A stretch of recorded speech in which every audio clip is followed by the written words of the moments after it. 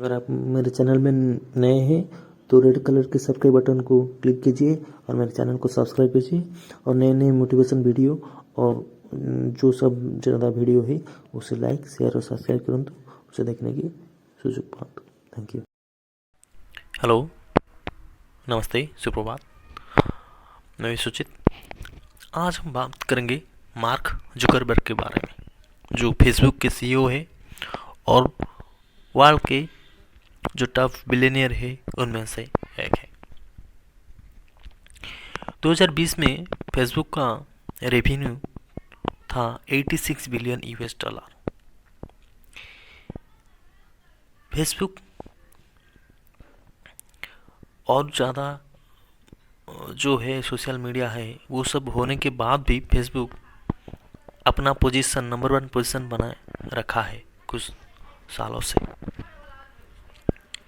सोचिए, अगर आपका एक ड्रीम है कि आपको किसी प्रेस्टिजियस यूनिवर्सिटी में पढ़ेंगे और आपका वो सपना सच होता है और फिर एक दिन ऐसा होता है कि आपको उस कॉलेज से ड्रॉप आउट होना पड़ता है, कॉलेज छोड़ना पड़ता है, तो कैसे होगा? आप क्या करेंगे उस वक्त? ऐसा ही हुआ था फेसबुक के सीईओ मार्क जुकरबर्ग के साथ। लेकिन ये सब होने के बाद भी वो आज इतनी बड़े कंपनी के सीईओ है और इसका अब वैल्यूएशन होगा कुल मिलाकर 114 बिलियन यूएस डॉलर। ठीक है, तो स्टार्ट करते हैं कि उसका मार्क जुकरबर्ग की अर्लियर लाइफ की कैसा था, उनकी एजुकेशन कैसे थी, वो सब के बारे में। मार्क जुकरबर्ग मई 14 1984 में व्हाइट प्लेन्स, न्यूयॉर्क के व्हाइट प्लेन्स की जगह पर जन्मग्रहण किए थे। उनका परिवार एक वेल एजुकेटेड परिवार था। उनकी फादर एडवर्ड जुकरबर्ग एक डेंटिस्ट थे और उनकी मदर एक साइकियाट्रिस्ट थे। उनकी तीन बहनें थी, रैंडी, जोना और अर्ली। जुकरबर्ग के पिता बताते हैं कि मार्क ने स्ट्रांग विल्ड पर्सन थे। वो दृढ़ निश्चय व्यक्तित्व था, जो अगर वो उसने कुछ काम करने के लिए ठान लेते हैं वो कर लेते हैं, दृढ़ निश्चय। अगर आपको किसी चीज़ के बारे में यस और नो कहना है तो अगर उसका आंसर कभी मार्क को देना पड़ता था तो उन्होंने ऐसे ही आंसर नहीं करते थे। उनको समझाने के लिए फैक्ट्स की ज़रूरत होती थी, एक्सपीरियंस की ज़रूरत होती है, लॉजिक चाहिए और रीजन चाहिए, वो सब ज़रूरत होती है। उनको अगर कोई क्वेश्चन आपने नो किया तो आपको उसको समझाना पड़ेगा क्यों नो है, इसके पीछे रीजन क्या है, लॉजिक क्या है, सब कुछ वो जानते थे, फिर मानते थे उसको। तो उनके पिता की ये एक्सपेक्टेशन थी कि वो एक लहर बड़े होकर एक लहर बनेगी और उसमें 100% सक्सेस हो जाएगी। लेकिन ऐसा नहीं हुआ। और जुकरबर्ग को कंप्यूटर से भी ज़्यादा प्यार था। वो 12 साल की एज में एक मैसेजिंग ऑफ बनाए थे, जो इसका नाम था जुकनेट। और वो इसलिए उस मैसेजिंग ऐप को बना था कि उनका फादर जो डेंटिस्ट थे, जो क्लिनिक चलाते थे, वो अपनी रिसेप्शनिस्ट बात कर सके, जो पेशेंट के बारे में बात कर सके, इसलिए उन्होंने आपके पिता की हेल्प करने के लिए वो बनाया था। और उस ऐप को उनके फैमिली मेम्बर ने यूज करना शुरू किया, वो एक दूसरे के साथ बात करने के लिए। इस तरह उनका शुरुआती अर्ली एज गया।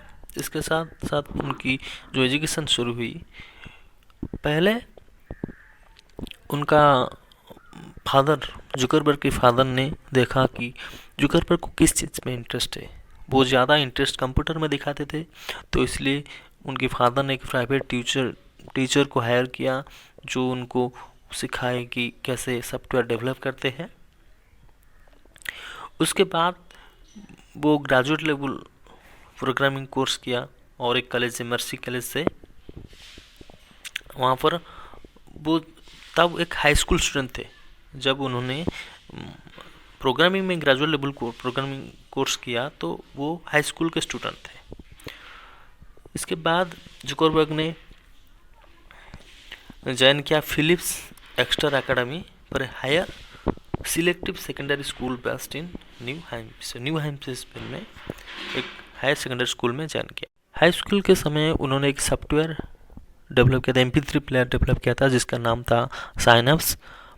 उनकी फ्रेंड के साथ मिलकर बनाया था और इसी आपको बड़े बड़े company like Microsoft and AOL company ने उस ऐप को खरीदने के लिए और उसकी कॉपीराइट लेने के लिए उनके साथ डील करने की चाहा, लेकिन उन्होंने जुकरबर्ग ने उनको इनकार कर दिया और अपनी पढ़ाई में ज़्यादा फोकस करने लगे।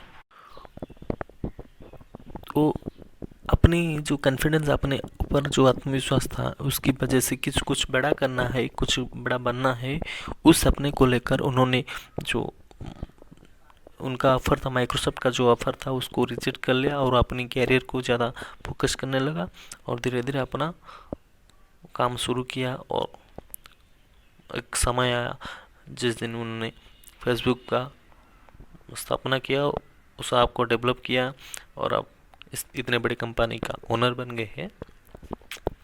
तो कोई भी चीज़ नामुमकिन नहीं है, अगर हम शिद्दत से और जुनून से अपने ऊपर विश्वास करके वो काम कर लेते हैं तो एक ना एक दिन जरूर वो काम सक्सेस हो जाता है। तो किसी प्रलोभन के